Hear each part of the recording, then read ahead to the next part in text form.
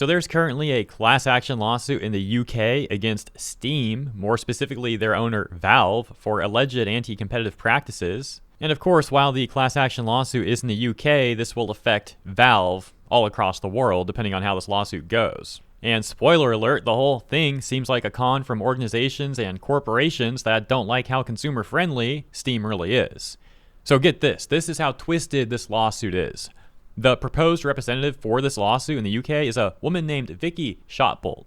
And the lawsuit claims to be taking collective action on behalf of 14 million UK Steam users. The majority of probably don't even know that they're being used like tools in this lawsuit, and they're automatically being forced into this litigation. They have to manually opt out if they want no part of it. Vicki Shotbolt herself has ties to the UK's Office of Communications, aka OfCom.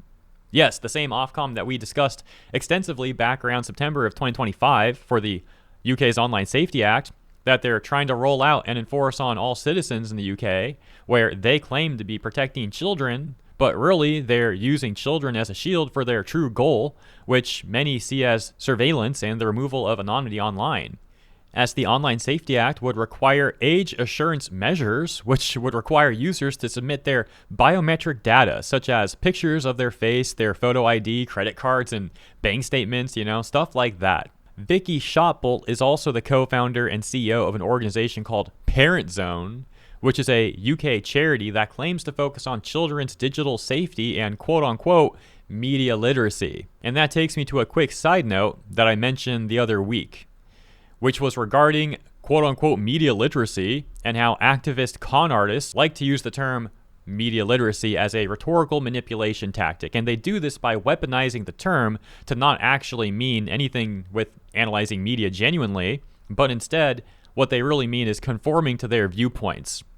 So if you conform to their views, they say that you have media literacy. And if you don't conform to their views, they say that you don't have media literacy. Obviously, that's absurd, but yeah, these are the tactics of very manipulative people. And so, it's no surprise at all that Vicki Shotbolt is using the same exact rhetoric for her charity, Parent Zone. And we can break this down even further because we can see Vicki is listed directly on OfCom's website for their quote, established working group, unquote. They say the established working group supports OfCom's work developing best practice principles for promoting media literacy through the design of online platforms. We are working to establish what works well and what does not for media literacy interventions on platforms in order to identify good media literacy design principles and inform our thinking about our future online safety duties. Building a consensus around best practice principles requires input from experts. Yeah, we haven't heard that before. With varying perspectives. Yeah, varying perspectives, X to doubt on that one. I would really enjoy seeing how they define varying perspectives. But anyways, we can see right below that, third from the bottom, under the section members, they list Vicki Shotbolt, once again the CEO of Parent Zone. So now let's tie this all back to Steam and this lawsuit against Valve. As the lawsuit seems to have three main claims against Valve, the first being what they call platform parity obligations or price parity rules, where they allege that Valve is forcing game devs and publishers to agree to terms that prevent them from selling PC games on other platforms at lower prices for earlier release dates, etc. Or you could simply say with better terms than on Steam. They say that these issues block competition and reduce market incentives and help Valve control a monopoly, essentially, across the entire market.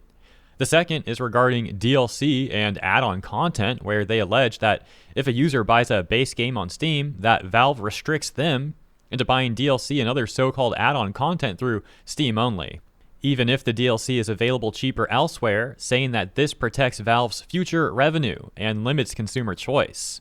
Then there's the third, which is excessive and unfair commission rates, where they say Valve charges up to 30% commission sales through Steam and that it's, quote, unfair and excessive, unquote.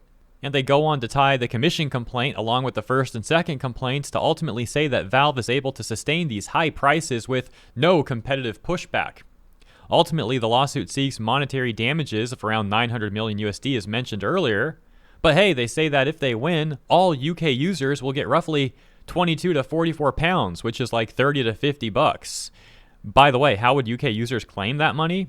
Oh, most likely by having to register and verify their ID number under a claims portal. And while that could be seen as a somewhat standard practice, given Vicki's ties to OfCom, there's kind of a, what's the word, like a twisted irony there in a way. But wait, they might actually be able to simplify the process, because it's highly probable that they're also going to try to force Valve to provide user data to them. Isn't that wonderful?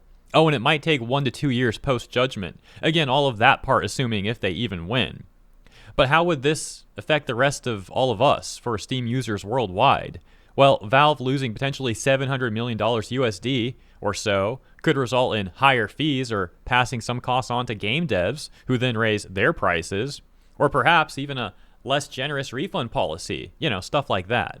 Now let's talk about Valve's defense here, their response so far, and some of it is actually just based. For example, first of all, they make the argument that Valve is essentially just built different, or excuse me, that Steam is just built different, saying that Steam is such a large market share because their platform is just superior to competitors, that they have a dedicated user base, frequent sales, and tools that devs love, and that this is culminated, as mentioned, into a superior platform.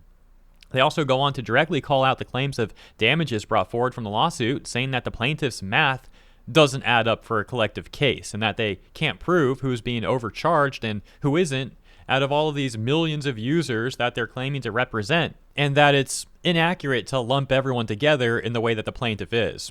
Bolstering that defense, they go on to directly attack the lawsuit being a class action lawsuit, saying that a class action approach like this is an overreach that ignores real world nuance. Valve then pushed back hard on the allegations of forcing strict parity, saying that devs can indeed run temporary deals and bundles elsewhere without issues, and that their 30% cut is a standard industry rate. Furthermore, they of course don't force anyone to use Steam. It's just that devs willingly use it for all of the massive value that they get from being listed on the platform, and that anyone is absolutely allowed to use competitors, and that competitors do exist. But once again, devs simply choose Steam over the competition because of the aforementioned benefits like visibility, tools, and the dedicated and large user base. But perhaps one of their biggest counter-arguments to the parity-related allegations are Valve's Steam keys. They say that devs actually get those for free and are fully capable of selling them on alternative sites like Humble Bundle or whatever they want, with Valve taking zero commission on those sales. This means that devs can, and many do, undercut Steam's prices in this manner, and again, Steam has no issue with it. As a matter of fact, Steam's own rules allow devs to engage in this manner. Ultimately, Valve says that point completely negates the monopoly argument that the plaintiff is trying to make, and also makes the complaint about overcharging completely fall apart. Lastly, a little bit of details regarding the timeline, as the lawsuit was being prepped throughout 2025, but officially just began on January 26, 2026. So there's currently no new updates as of recording, and no trial date yet set. But yeah, that is all of the irrelevant information so far, and now in my opinion, I'll just mention, I have a bias in favor of Steam. I actually really like Steam. I think it's a great platform. And I definitely don't trust this group going after Valve here. I mean, Vicki Shotbolt, she seems like a very suspicious individual, again, in my opinion. But yeah, Steam has been great.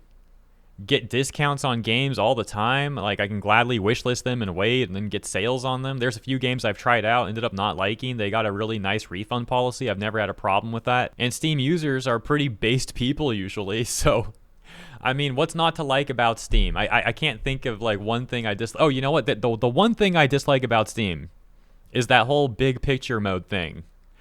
I hate that thing. I don't think I'm the only one that's been there, bro. You like misclick by accident, it pulls up the whole big picture thing that takes up your whole screen, then you got to exit that. That is, I think, the only complaint I have about Steam. And to be fair, half of that is a skill issue because I'm the one misclicking, but you know, I digress. Let me know what you think about the lawsuit and what you think about Steam, and thank you for tuning in. I hope you enjoyed the video. Hope you have a great week ahead, and I look forward to seeing you in the next one.